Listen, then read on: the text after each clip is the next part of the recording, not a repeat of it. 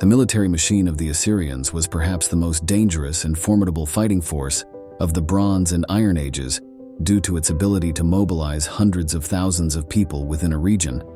The vast army stretched from the Zagros Mountains in Iran to the Nile River in Egypt. The Assyrians initially began as merchants and farmers, not soldiers. So how did a small town grow into such a mighty empire?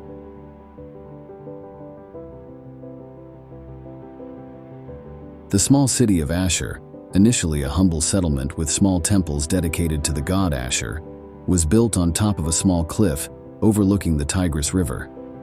Around 2000 BCE, this settlement evolved into a relatively wealthy city due to its role as a trading intermediary for tin and textiles between Anatolia and Babylon. Although the early kings of Ashur did not have ambitious territorial expansion plans, Ashur, in reality, was assimilated into the empires of other kings. In the early 18th century BCE, Ashur fell into the hands of King Shamshi-Adad, a warlord of the Amorites. He favored the city to the extent that he stayed in Ashur for several years and contributed a large sum to the Ashur temple for its maintenance. After the reign of Shamshi-Adad, Ashur became part of the kingdom of King Hammurabi of Babylon. Like previous conquerors, the population and city of Ashur underwent few changes, as long as they remained loyal to the ruling authority at the time. However, this stability did not last long. In the 15th century BCE, an event changed Ashur forever. In 1595 BCE, the Hittite Empire, under the leadership of King Mursili, conducted an invasion along the Euphrates River into the heart of Babylon. They ravaged towns and cities, including the capital Babylon. Although the Hittite army stayed for only a short time, they quickly returned to Anatolia to address issues there. In their campaign, Mursili I and his army passed through the territory of the Hurrians. The Hurrians, who had previously organized into small city-states, were terrified by the Hittite invasion into Babylon to the extent that within just 1 to 2 generations, they organized into a unified entity called the Mitanni Kingdom. This may have been the best way to defend themselves against external threats. However, Mitanni also conducted its own attacks in various other regions in the upper Mesopotamia, including the city of Ashur. In the 15th century BCE, the Mitanni king commanded raids on the city, plundering the temple of the god Ashur.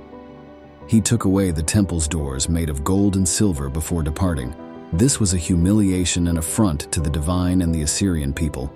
Even the Assyrians and the people of Ashur had to live under the Mitanni's dominion in the subsequent period. However, the Assyrians at this time, primarily merchants and farmers, learned some ideas about warfare from the Mitanni.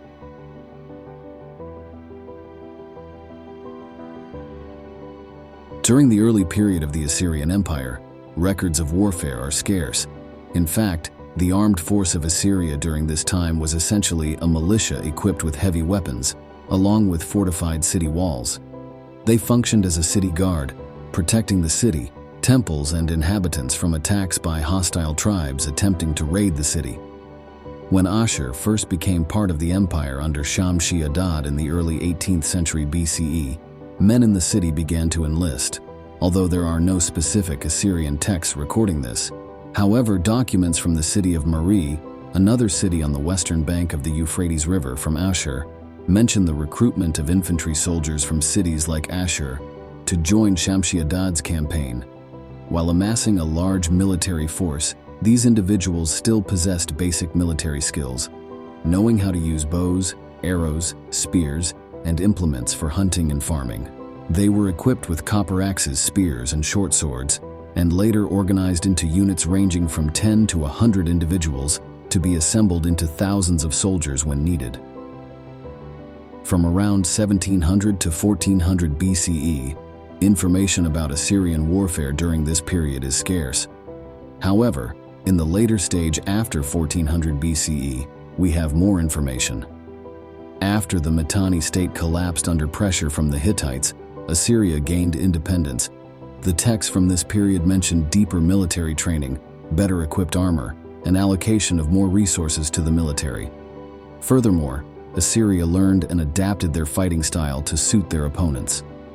One of the major changes was the development of cavalry units. and even chariots becoming an integral part of the army. Indeed, some Hurrian cavalry training manuals have been found, and texts also mention cassite, cavalry units from the Zagros Mountains serving Assyria as horse-riding experts. However, perhaps the most significant change was in the Assyrian mindset towards war and their neighbors. They were not just defending their homeland from external threats but actively engaging against their adversaries. Although the Mitanni disappeared, the Hittites, Babylonians, and Egyptians were recovering, as well as other unnamed mountain tribes. In the north and east, all posed threats to Assyrian survival and sovereignty, especially during the Neo-Assyrian period, when the Assyrian Empire reached its zenith and stretched from the Zagros Mountains to the shores of the Mediterranean Sea. Their army seemed unbeatable. The core Assyrian army was always ready to fight and deploy wherever the king needed. Each unit consisted of about 1,000 soldiers, but could be divided into smaller units of 10. The infantry units primarily included Assyrian men from the heartland, as well as men from neighboring provinces. The Assyrian army comprised individuals from all empires and ethnicities. There were no requirements regarding who could fight for the king or join the army. They could even hold command positions within the force. These positions were often held by royal members or trusted military officials.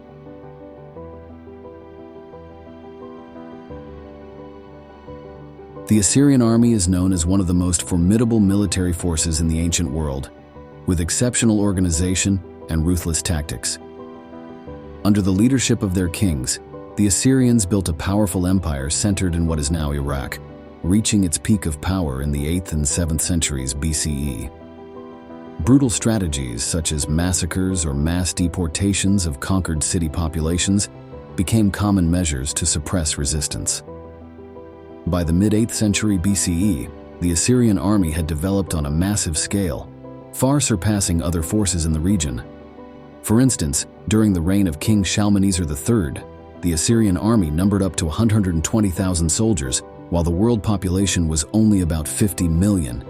This figure increased even further under Tiglath-Pileser III, with approximately 0.25% of the world population serving in the Assyrian army.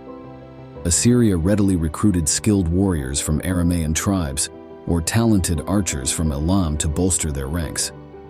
One of the major challenges for the Assyrian army was that the majority of its soldiers were farmers, which reduced their effectiveness.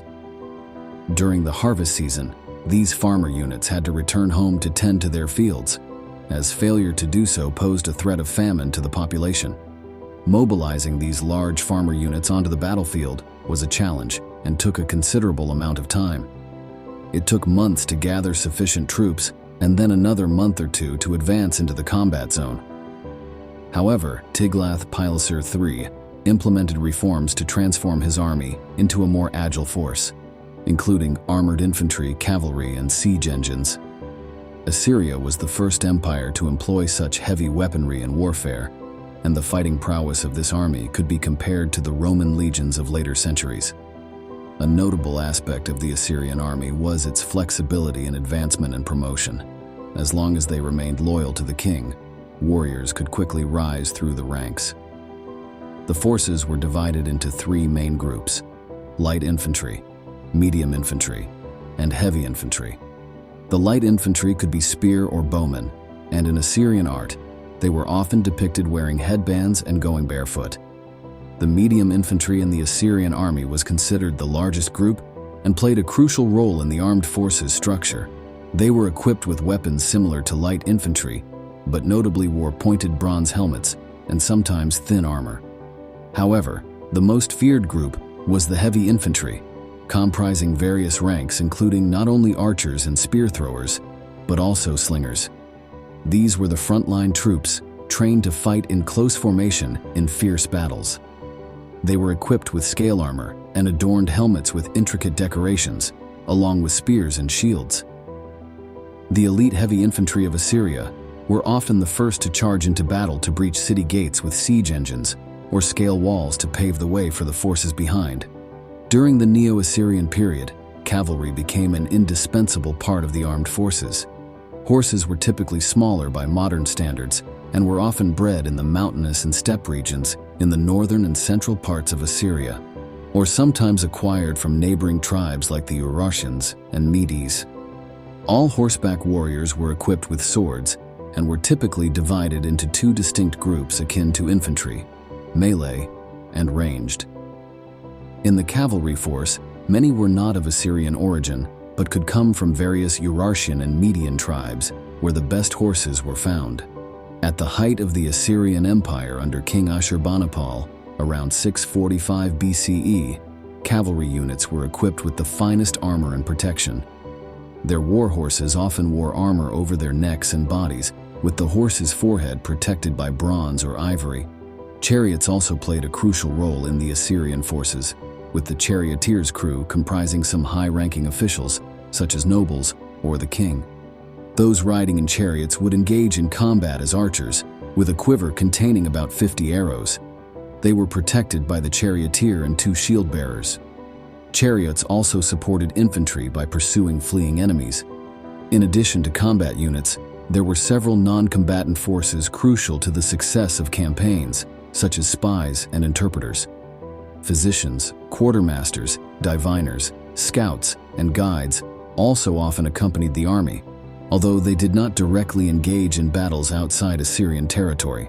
The Assyrians developed a network of messengers and relay stations to maintain communication throughout their vast empire.